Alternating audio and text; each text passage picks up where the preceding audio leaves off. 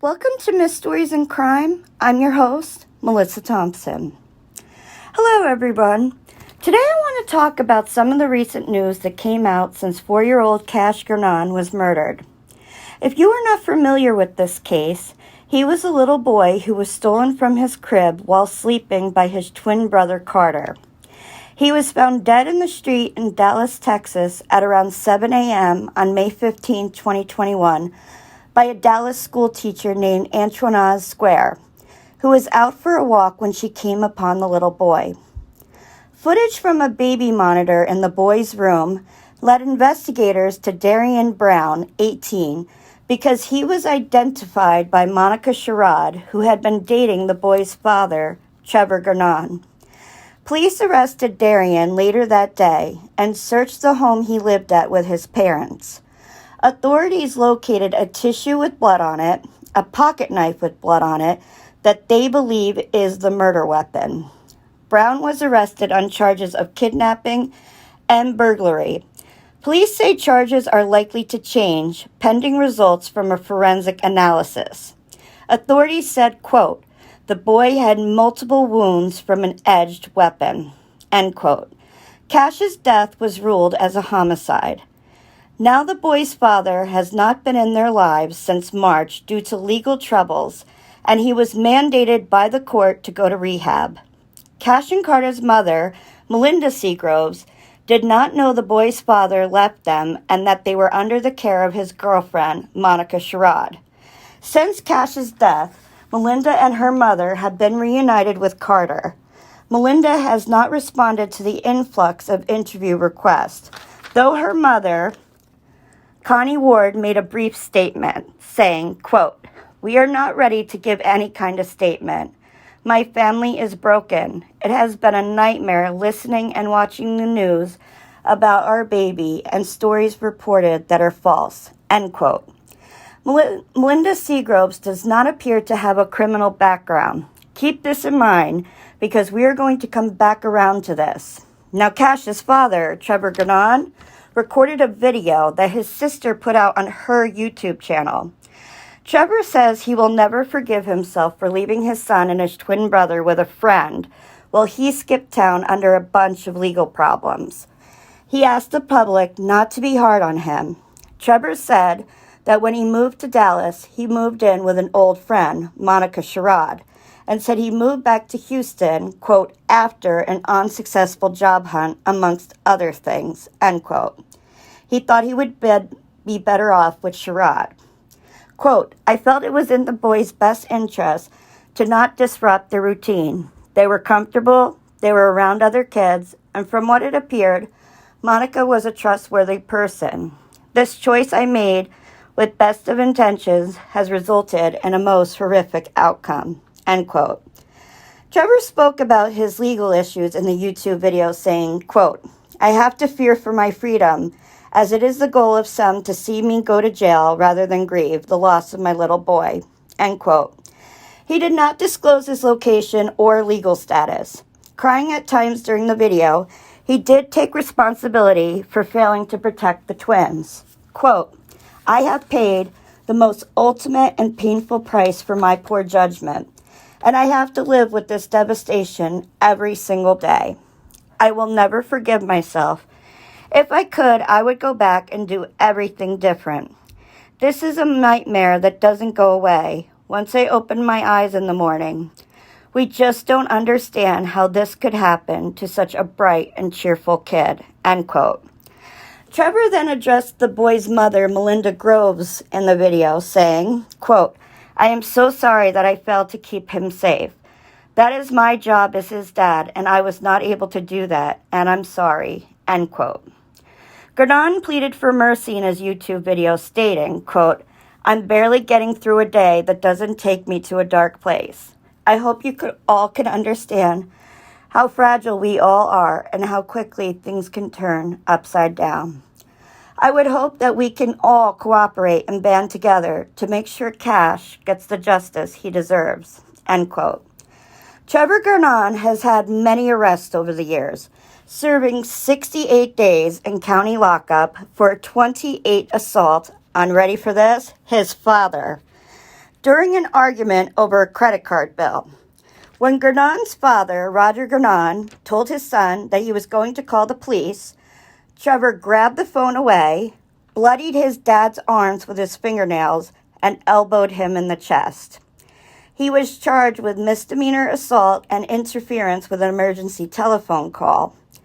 Following his indictment on felony drug possession charges last November, he failed to appear for a March 29, 2021 hearing and thus forfeited a $10,000 bond payment. There is now an open warrant out for his arrest. Neil Flanagan, who co-owns a corrosion proofing business, said he met Gernon in high school, then reconnected in 2016. He gave Gernon a bit of work because he was struggling. Then things went sideways, Flanagan states, quote, "My ex-wife and I were married at the time. We had started having issues. She separated from me in January of 2017. That's when Trevor and her started seeing each other. I never did see him after. A couple of years later, he messaged me on Facebook, like, hey, buddy, how you been? Like, nothing ever happened," end quote. Neil's father, Johnny Flanagan, said, quote, "When he was sober, Gernon, quote, was as good as you could ask for." But he added that he wasn't surprised Gernon took off without his boys. He's one of these guys that kind of goes whichever way the wind blows. You know, he'll do good for several months, and then he'll do bad for several months. And, you know, just up and disappear, end quote. Okay, so as you can see, Trevor has had quite a criminal rap sheet. Now let's talk about Monica Sherrod. She is the mom of several children and has a criminal record herself that includes assault and a DWI.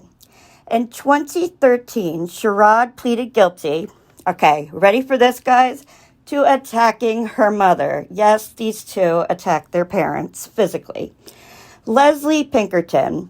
According to a criminal affidavit, Sherrod intentionally struck Pinkerton in the head and chest with her hand and pulled her to the ground, then caused bodily injury to Pinkerton by stomping on Pinkerton's toes with her feet. Sherrod's most recent arrest was for a DWI. She has also pleaded guilty to identity fraud charges, meth possession, driving without a license, and misdemeanor theft. Gernon's most recent arrest was for the possession of narcotics in 2020. He was previously charged for possession of methamphetamines in 2016. In addition to the assault of family members, both Sherrod and Gernon have a history of theft, fraud, and drug possession.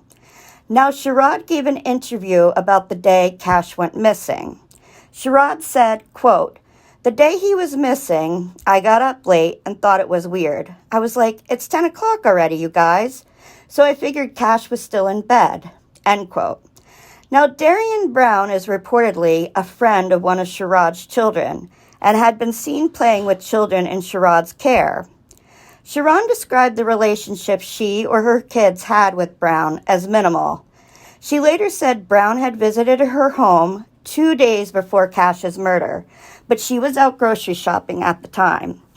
After the kidnapping and killing of 4-year-old Cash Gernon, neighbor Jose Alvarado decided to check his security cameras for any footage that might help investigators. What he found was very disturbing. The video is from 10 weeks before Cash was left dead in the street. The security camera footage shows Darian Brown looking around the street. He proceeds to open Alvarado's backyard gate and looked into his yard before walking away.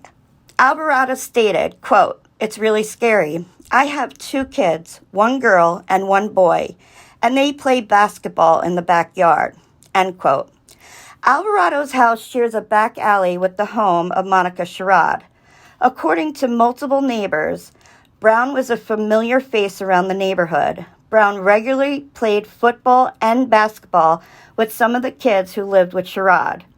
Other neighbors said they had spotted Brown on their Ring security cameras hanging out in the area. A neighbor of Cash Gernon said he reported Brown back in April to police. The neighbor who wanted to remain anonymous said that his home surveillance camera recorded a man who said appeared to be 18-year-old Darian Brown, the suspect in Cash's alleged kidnapping, trying to open car doors in his driveway on April 19th. He and other neighbors alerted police several times about the man they believed to be Brown lurking around, but officers never followed up.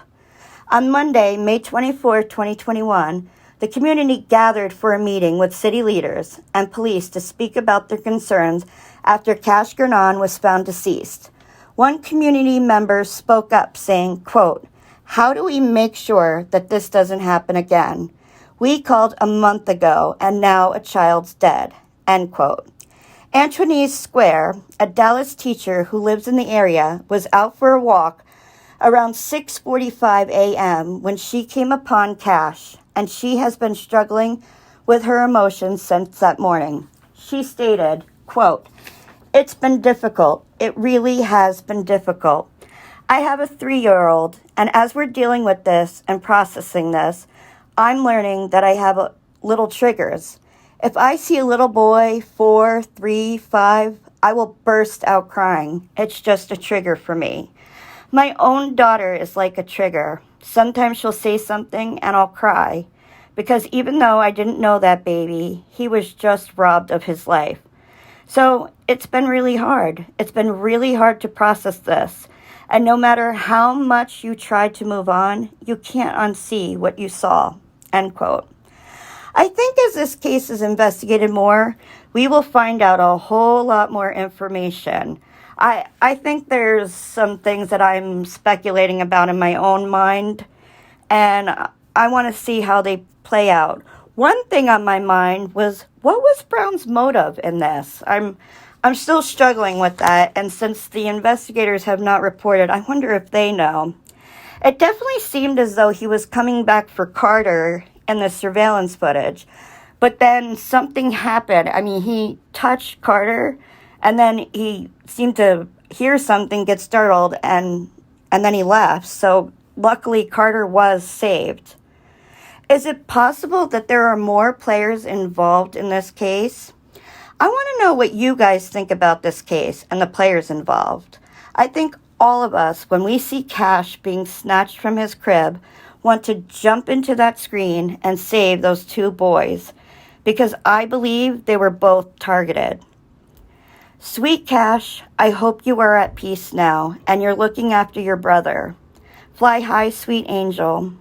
I would love to talk to you all about this case. Tell me what you think in the comments below. Until next time, take care, everyone.